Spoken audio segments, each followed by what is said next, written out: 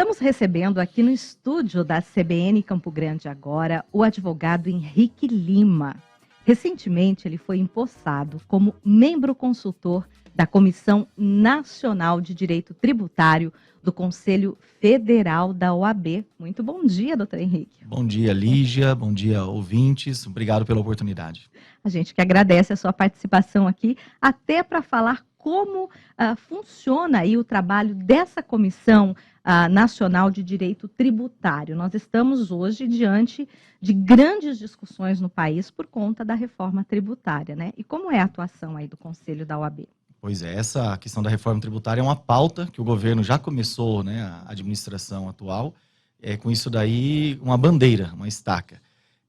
E assim, a OAB, tanto nessa comissão como em outras, a gente faz tipo um mapeamento de projetos de mudança legislativa, PEC no caso aqui, projetos de lei também em outros casos, que podem assim impactar negativamente a sociedade. É claro que sempre vai ter, em alguma mudança tributária, algum segmento que às vezes é mais prejudicado que outro, tal. Agora existem, a nossa Constituição coloca limites para o poder público tributar.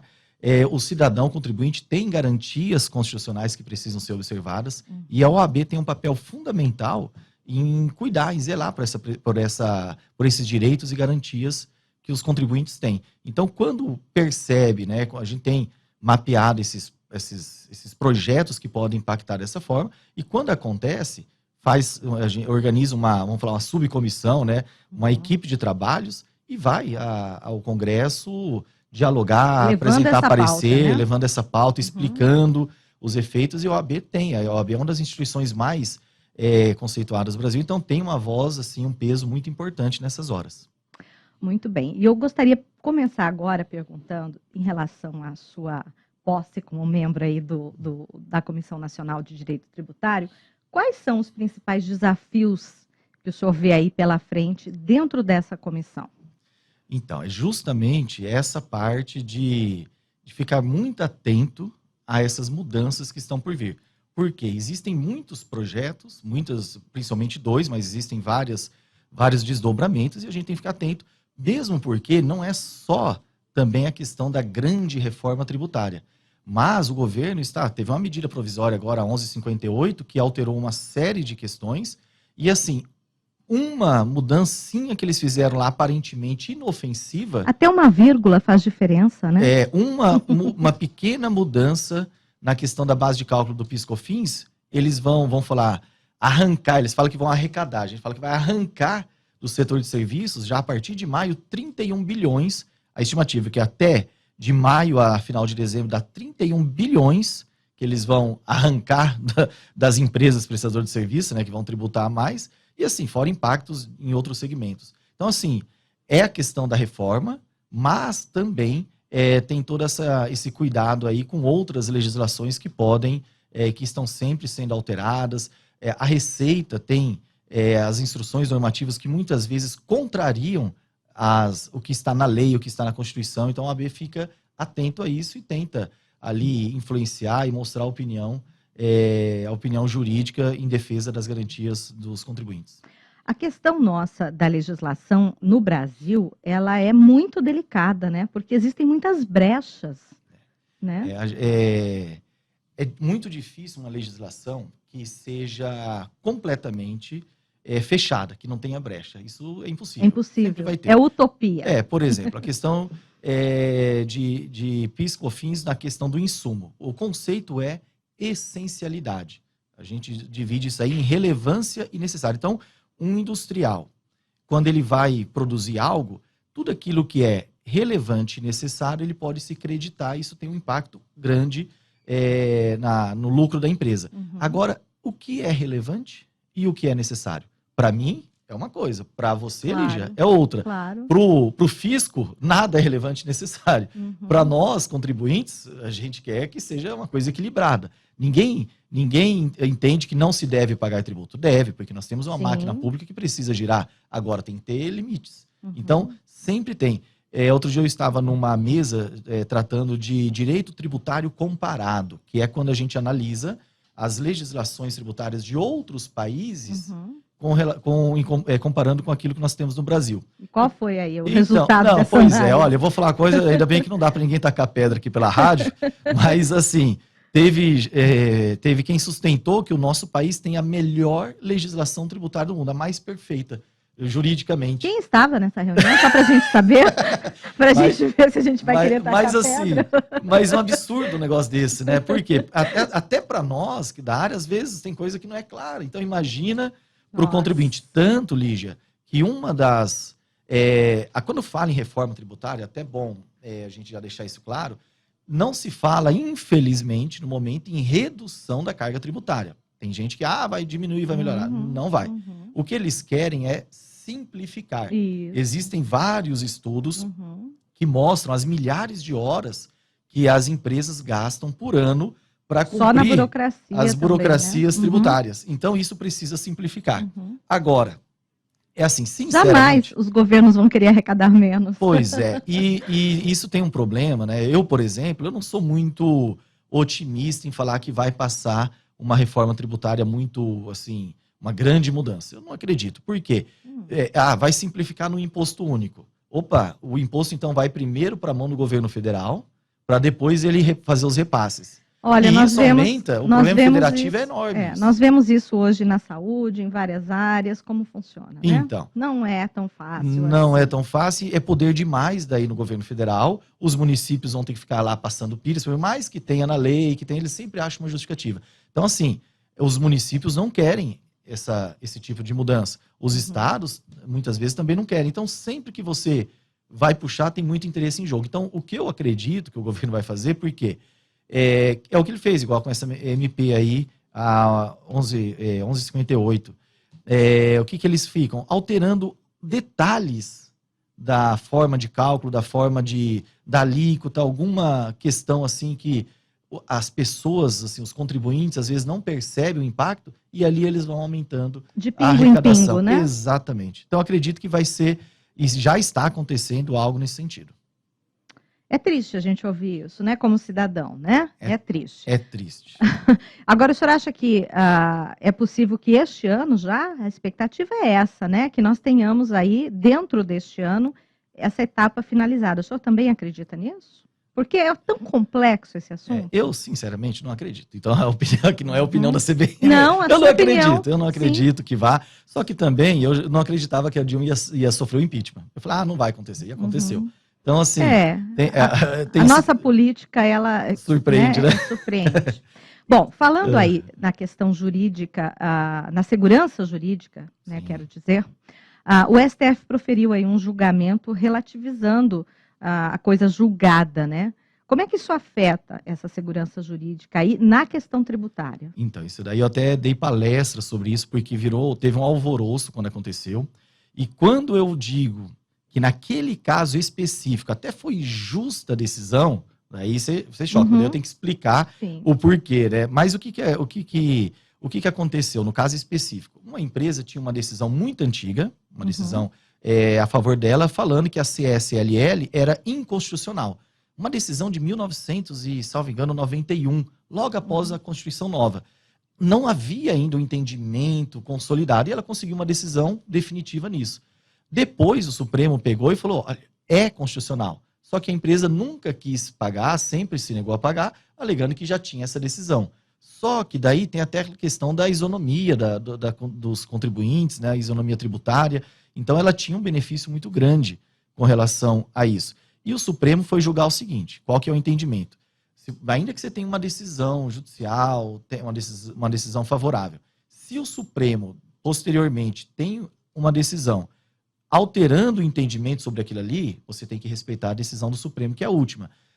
E as pessoas falam, é um absurdo, vou ter que pagar um monte para trás. Isso não é verdade, tanto que no voto dos ministros ficou assim, ficou ressaltado que o princípio da anterioridade tributária, que é aquela que um imposto que institui em um ano só pode cobrar no outro, noventena, tem que ser mantido. Nonagesimal tem que ser mantido. Então, uma decisão daquela ali é como se fosse um novo tributo. Claro. E não vai cobrar para trás, a não ser, né, no caso ali específico, a empresa... Não recolheu. Já tinha uma decisão contrária e ela não quis ali pagar. Então, inclusive, sabe, Lígia, isso aumentou para nós que atuamos na área a quantidade de demandas, porque hoje a maior segurança que uma empresa pode ter é ter uma decisão judicial. Claro. É a segurança que ela tem, porque uma interpretação pode mudar. Agora, se você tem uma decisão judicial favorável, é uma garantia que se o Supremo mudar o entendimento, você vai ter um prazo para se organizar.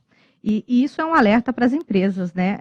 Elas têm que ficar atentas diariamente a essas mudanças também. A empresa que não tem uma assessoria jurídica, que não tem, não procura isso, ela pode ser pega de surpresa lá na frente. Exatamente. Né?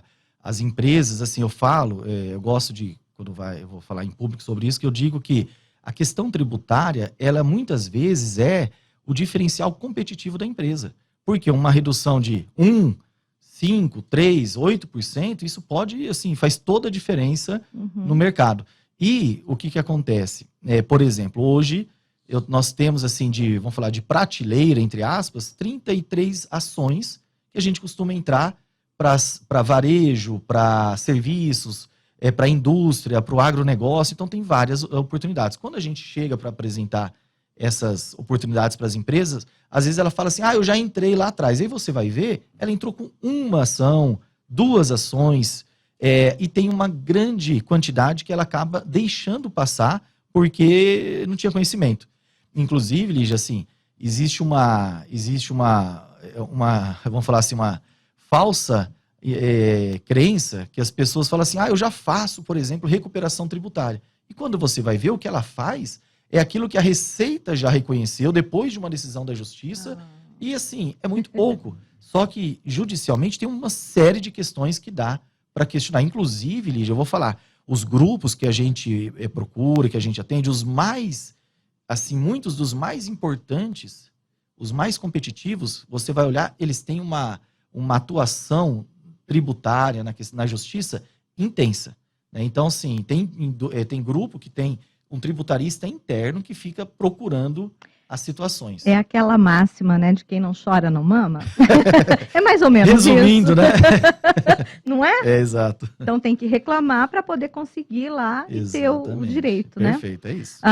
Então, assim, baseado nisso que o senhor acabou de me falar, qual é, assim, o recado, o conselho que o senhor dá para os empresários nessa área, nessa questão? O primeiro que eu gosto de deixar claro é o seguinte: na questão tributária, tem 2 maneiras de esse empresário buscar alguma melhoria. Uma maneira é a forma mais, vamos falar assim, ousada, mais agressiva, que tem casos que até se aplica, que é aquele empresário que vê uma oportunidade jurídica, entra com uma ação, pede uma liminar e deixa de pagar. Só que assim, isso aí geralmente, quando está com problema de caixa, uma situação extrema, para fazer. Por quê? A maneira que a gente sempre recomenda é a maneira mais conservadora. Continue, se for possível, pagando normalmente as suas questões tributárias, seus impostos. Lá no final, tendo a decisão definitiva favorável, daí você pede a compensação administrativa ou entra depois com pedido de precatório. Então, assim, existe uma maneira conservadora de lidar com a questão tributária. Agora, precisa ficar atento às oportunidades. Essa semana, por exemplo, estive num cliente que ele falou, eu já fiz todas as ações. Quando eu fui ver, ele tinha realmente 5 ações. Eu achei até, olha, ele é bem, assim, antenado. Só que tinha mais 7 situações que ele podia discutir e não sabia. Então, por quê? Porque tem coisas novas. Tem ação, essa da MP agora que vai começar a valer dia 1º de maio, a gente já está questionando a questão de não considerar o ICMS para o prestador de serviço, né, o que não é recuperável, como crédito para PIS/COFINS. Porque isso aí é uma mudança que a gente entende ilegal. Então já é uma nova oportunidade. Claro. Final do ano teve uma mudança na questão do IPI também, para quem é atacadista. É uma outra oportunidade. Então sempre aparece. Então é importante, vou falar o seguinte, assinar aquelas notícias, aquelas newsletters de tributário e ficar antenado. Vale a pena, né? Exato, vale a pena. Viu? É o diferencial de muitas grandes empresas. O senhor percebe algum setor que é mais impactado? Eu falo da economia, né? Qual seria o setor que tem maior demanda aí por isso? O nosso maior cliente é a indústria. Então a gente fala assim, o que mais tem situação para questionar, e se tem para questionar é porque tem ilegalidade contra ela, né? É a indústria. Segundo lugar, a gente fala que é o varejo. Terceiro, serviço e vai. Mas assim, todos têm situações. Por exemplo, com a reforma tributária, do jeito que está sendo desenhada, o setor de serviços é o que vai ser mais prejudicado e muito. E é um setor que gera muitos empregos. Então, por isso que eu falo que é uma equação difícil, né, deles conseguirem resolver. Então, a indústria, em primeiro lugar, é a que mais sofre com isso. O senhor tem ideia de uma média assim, de volume de estorno para as empresas sul-mato-grossenses ou não existe um levantamento sobre isso? Não existe. Isso é só com a Receita mesmo, né? É só com a Receita, né? O que teria para recuperar, né? Tem É, bastante, mas é difícil falar. E quando o senhor fala indústria, eu falo assim, algum setor de área, por exemplo. O senhor citou agora as grandes supermercados, acho que o senhor quis dizer, né? Os atacadistas. Mas dentro do setor industrial, existem aí tributações diferentes para um setor, sim, por exemplo, de móveis, né? Para um setor que produz aço, para, sei lá, né? Nós temos aí para um setor de produção de leite, laticínios, né? Então, nós temos situações diferentes também nisso, né? Exatamente, tem diferença. Ontem, por exemplo, atendi do interior de São Paulo uma indústria metalúrgica e que estava ali, tinha um passivo de 8 milhões e tanto, já ajuizado e com problema, e assim, e tinha diversas situações que estava deixando passar. Então, metalurgia, por exemplo, indústria química é muito tributado também, então tem situação, é claro, tem que ver cada empresa específica, porque tem muitas que têm benefícios fiscais e que você tem. É complicado, porque às vezes, da mesma forma que eles dão um benefício fiscal, depois eles vêm dizer que você não pode se creditar naquilo ali, não pode tirar de uma certa base de cálculo. Então, tem um monte de briga, né? Mas os setores, assim, por exemplo, o agro. O agro, que nosso estado é prioritariamente no agro, tem situações para os produtores rurais que exportam por meio das trading companies, que a gente chama de exportação indireta, que na verdade não existe exportação indireta, isso é uma situação inventada para poder tributar. O que acontece? A Constituição... É o atravessador das exportações. Mas importantíssimo, porque como que o produtor... o lavoureiro vai achar um cliente, sim, lá na Europa e lidar com toda aquela burocracia internacional. Tem que ter uma autorização. Claro. E daí o que acontece? Isso aí é uma exportação. Então, quando o produtor aqui no Mato Grosso do Sul vende para uma trading e ela comercializa isso para fora, na nota fiscal de saída consta lá, produto para exportação. Isso é uma exportação. E a Constituição prevê imunidade para exportações, porque quer que o Brasil seja competitivo. Claro. E qual que é o desdobramento disso? A Receita entendeu que isso só vale, essa imunidade, para aquela exportação que faz direto para o cliente estrangeiro.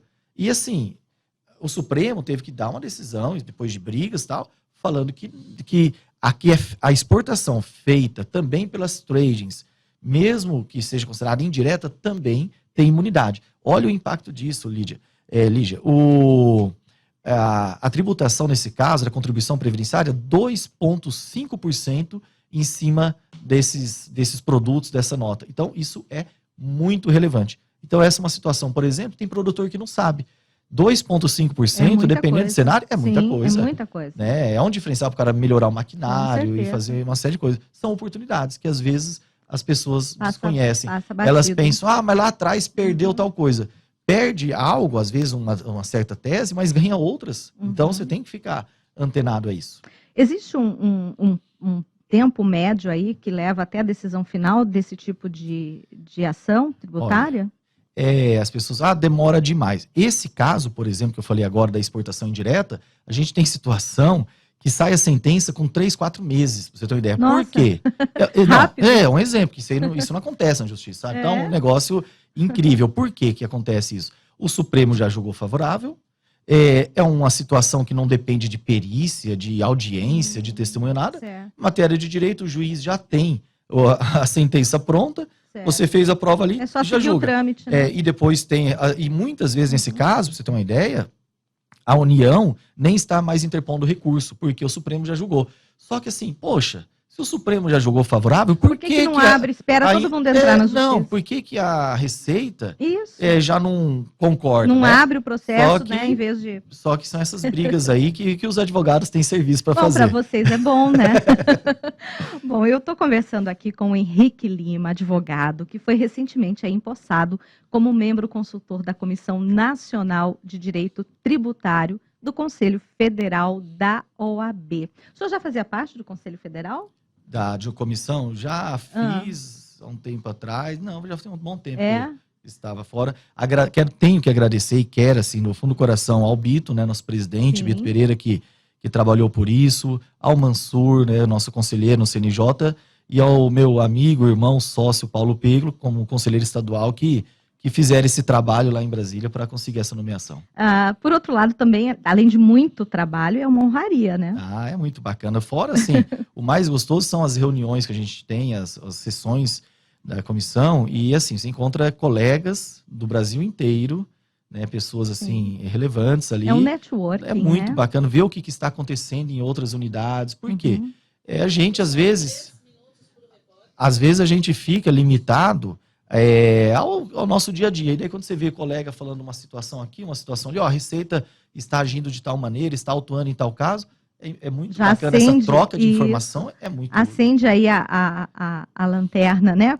Um farol para alguma situação. E também para trazer situações, de repente, como novidade, né? Pegar um case de sucesso em algum local, trazer para ser debatido aqui. Nós temos, Lígia, assim, eu chamo a atenção disso dos empresários aqui no estado. Nós temos no nosso escritório, unidade aqui, né? Eu sou daqui, minha origem aqui. Temos em Curitiba e São Paulo. E Curitiba e São Paulo, praticamente a atuação lá é tributário em favor de empresa. Tributário empresarial. E o que acontece? Lá a gente vê o tanto que as empresas exploram essas questões tributárias, ajuizam a ação, entram com as ações. É cultural já. É cultural, porque eles sabem o diferencial que é. E, por exemplo, tem uma ação que a gente entra lá, que é para lojas de veículos seminovos, que reduz drasticamente a carga tributária. Assim, decisão consolidada do STJ. Aqui no estado, quase não tem empresa que entrou com isso. Então, a gente... E a mesma situação? A mesma, a lei federal. Atenção, você aí, garagista, é isso? Lojista. Atenção! Reduz drasticamente. Reduz aí a sua tributação. Procure aí um advogado tributarista. Exato. Gente, que bacana saber disso. Tem muita coisa. Né? Então, tem que ir atrás, tem que buscar.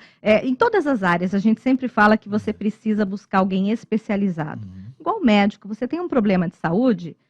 Não dá para ir na farmácia e se automedicar. Você vai buscar um médico, um especialista que vai te dar a solução, né? Exatamente. É a mesma coisa. Exatamente. Porque às vezes a empresa tem, comum também, tem o advogado interno que faz o dia a dia da empresa, só que às vezes ele não tem nem a expertise, o conhecimento, e nem às vezes nem o tempo de parar e fazer sempre essa análise do que poderia entrar questionando para a empresa. Então, acontece, né? É importante que a empresa tenha, vamos falar assim, a mente aberta para buscar essas consultorias, esses escritórios, para ver o que pode melhorar. É isso aí.